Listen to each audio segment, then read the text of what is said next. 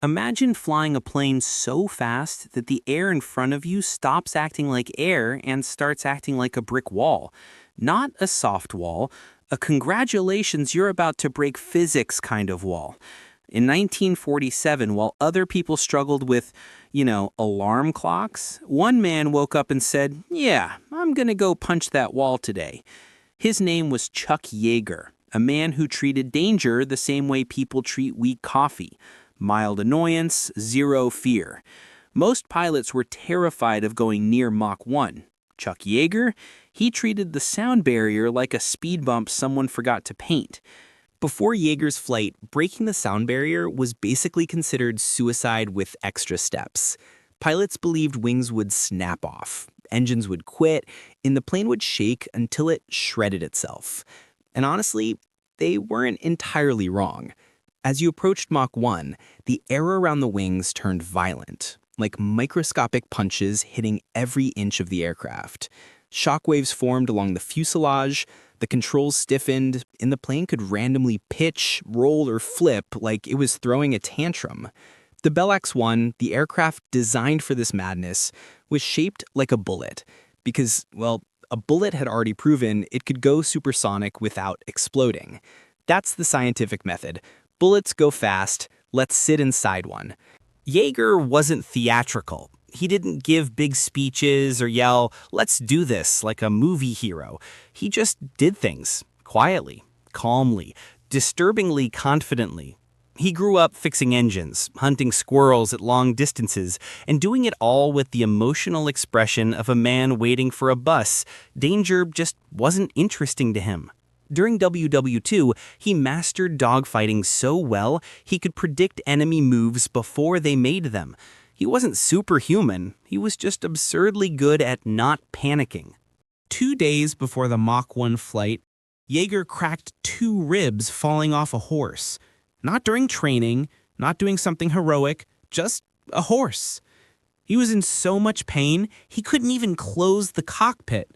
He had to shove it shut with a broken-off broomstick.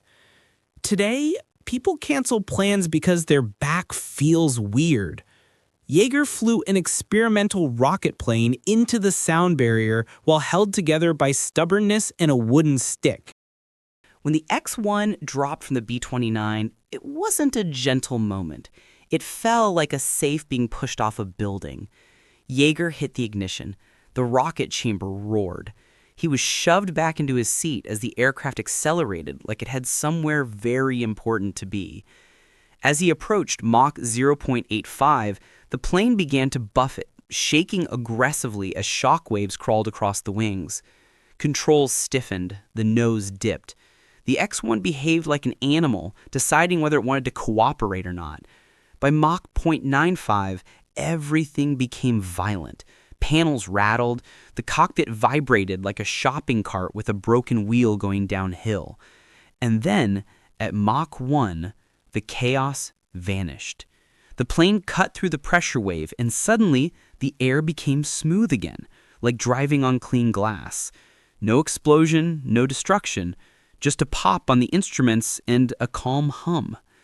Yeager didn't scream, didn't celebrate. He simply radioed in, voice steady. "Hey, we're through the barrier," like he had just successfully parallel parked. At peak acceleration, Yeager absorbed around 2 to 3 Gs. Not enough to black out, but enough to make every organ file a complaint. To imagine 3 Gs, take your current body weight, now triple it. Now try moving your arms like you're adjusting tiny metal levers inside a violently shaking rocket tube. Your lungs feel heavier, your eyelids resist blinking, your cheeks pull downward like gravity suddenly upgraded its subscription. And all of that happens while shock waves slam into the aircraft, pressure building along the nose, forming pockets of compressed air that can flip a plane if the pilot makes the wrong move by even 1 inch. Most people panic at turbulence. Yeager dealt with miniature atmospheric explosions with broken ribs and stayed so calm he sounded bored on the radio. When Yeager landed, he didn't jump out shouting history had been made.